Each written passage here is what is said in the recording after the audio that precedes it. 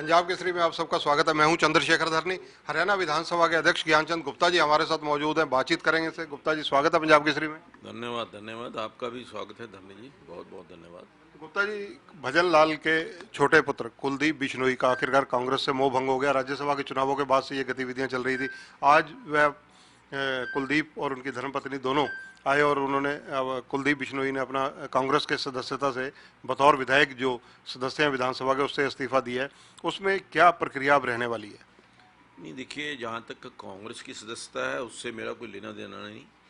हाँ, उन्होंने यहाँ विधानसभा की सदस्यता से मुझे इस्तीफा सौंपा है और विधानसभा की सदस्यता का जो उन्होंने इस्तीफा दिया है उसको मैंने देखा है और उसका हम लीगल एग्जामिनेशन करवा रहे हैं।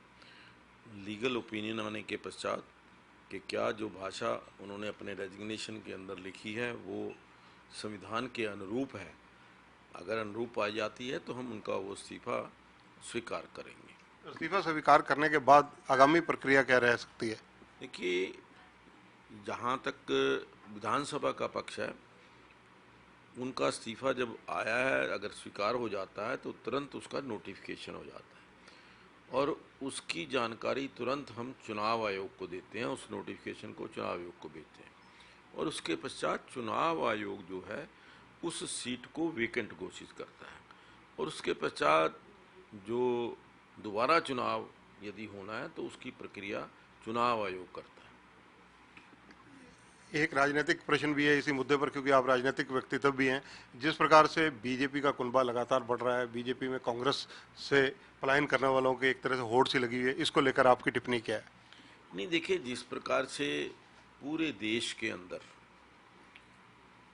हमारे यशस्वी प्रधानमंत्री नरेंद्र मोदी जी की कार्यशैली, उनकी नीतियां और उनके द्वारा देश का मान और सम्मान पूरे विश्व में जिस प्रकार से बढ़ा है, उन सब चीज़ों को देखते हुए बहुत सारे पार्टियों के नेता या आम जन भी भारतीय जनता पार्टी के साथ जुड़ रहे हैं और हरियाणा प्रदेश के अंदर भी इसी प्रकार से बहुत सारे राजनीतिक लोग भी और जो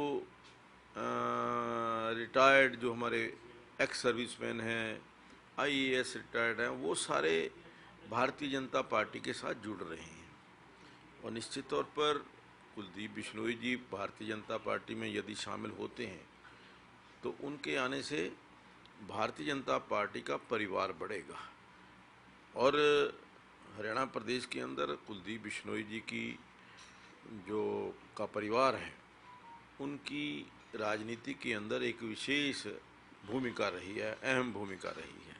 तो इससे निश्चित तौर पर भारतीय जनता पार्टी को फायदा होगा। गुप्ता जी, जिस प्रकार से भजनलाल परिवार में अब कुलदीप बीजेपी में आए हैं, इससे पहले दूड़ाराम पहले से विधायक हैं फतेहाबाद से, तो क्या चंद्रमोहन बिश्नोई के भी कोई संकेत हैं कि वो भी आ सकते हैं? नहीं, देखिए, अभी तक ऐसी कोई जानकारी मुझे नहीं है।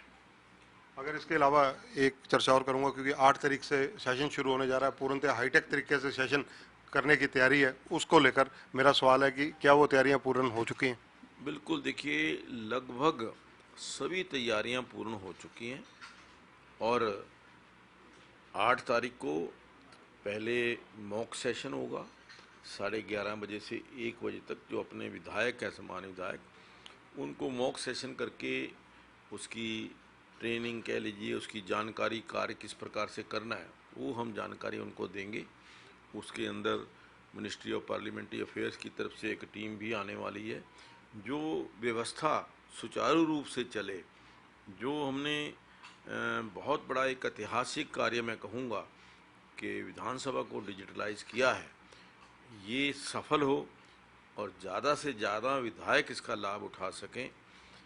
ये 8 तारीख को ये शुरू होने जा रहा है और निश्चित तौर पर जब हमारी विधानसभा ई विधानसभा हो जाएगी, हाईटेक विधानसभा हो जाएगी, उससे जो हमारे माननीय विधायक हैं या जो आम लोग भी हैं जो इस ई विधान के माध्यम से हरियाणा विधानसभा के साथ जुड़ेंगे, उनको निश्चित तौर पर इसका फ़ायदा मिलेगा और बहुत सारी जानकारियाँ जो हम जो फिजिकली नहीं देख पाते, फिजिकली नहीं कर पाते, वो इस ई टेक्नोलॉजी से हमें उपलब्ध होंगे। विधायकों को धमकियों वाले प्रकरण में आपने भी काफ़ी सख्त कदम उठाए थे, आला अधिकारियों की मीटिंग की थी, उन्हें दिशा निर्देश दिए थे, गृह मंत्री हरियाणा और चीफ मिनिस्टर मनोहर लाल जी ने भी इस मामले में कदम उठाए थे। तो अब एसटीएफ ने 6 लोगों को पकड़ा है, उसके बारे में आपकी टिप्पणी क्या है? नहीं, देखिए, सबसे पहले तो मैं एसटीएफ की पूरी टीम को बधाई देना चाहता हूँ कि एक बहुत बड़े गैंग, बहुत बड़ा एक जो साजिश, उसका पर्दाफाश उन्होंने बहुत जल्दी ही किया है। और वो सारे लोग जो इस प्रकरण में शामिल थे, उनको पकड़ के जेल के अंदर बंद किया है। और कुछ जो बकाया अभी विदेशों के अंदर जो इस प्रकरण से तार जुड़े हुए हैं, इंटरपोल के माध्यम से एसटीएफ को प्रयास कर रही है। और मुझे ये लगता है कि उनको पूरी इसकी खोजबीन करते हुए आखिर तक पहुंचना चाहिए। और वो जो लोग इसके पीछे कुछ विदेशों में बैठ कर के इस प्रकार की कार्रवाई कर रहे हैं, उनके खिलाफ भी सख्त एक्शन जो है वो करना चाहिए। आखिरी सवाल, कुलदीप बिश्नोई का इस्तीफा अगर स्वीकार हो जाता है तो 90 की जगह 89 विधायक रहेंगे? हाँ, बिल्कुल। देखिए, वो तो एक नेचुरली, क्योंकि अब हमारा विधानसभा जो है वो 90 है, और उसमें से यदि एक विधायक उसका इस्तीफा स्वीकार हो जाता है तो निश्चित तौर पर 89 विधायकों का अगला सदन होगा। धन्यवाद। तो ये है ज्ञानचंद गुप्ता, हरियाणा विधानसभा के अध्यक्ष हैं। इनका कहना है कि कुलदीप बिश्नोई का जो इस्तीफा है वो लीगली एग्जामिन करवाया जाएगा, जिसे एकमात्र औपचारिकता ही समझा जा सकता है, क्योंकि व्यक्तिगत रूप से कुलदीप बिश्नोई ने आकर यहाँ पर इस्तीफा दिया है, जो प्रतीत होता है कि बिना भय, बिना डर, बिना दबाव के उन्होंने दिया है। विधायकों के मुद्दे पर ज्ञानचंद गुप्ता जी का बिल्कुल स्पष्ट कहना है कि जिस तरह से दुबई या पाकिस्तान में जो भी लोग छुपे हुए हैं, जो लोग वहाँ से कॉल करवाते रहे हैं, वहाँ तक भी एसआईटी को अपने हाथ ले जाने चाहिए और उन लोगों की धरपकड़ होनी चाहिए। कैमरामैन संजय सिंह के साथ चंद्रशेखर धरनी, पंजाब केसरी टीवी, चंडीगढ़। हमसे जुड़े रहने के लिए हमारे YouTube चैनल को सब्सक्राइब करें और नई वीडियो की नोटिफिकेशन के लिए बेल आइकॉन को दबाएं। अगर आप ये वीडियो Facebook पर देख रहे हैं तो लाइक जरूर करें और ज्यादा से ज्यादा शेयर करें। धन्यवाद।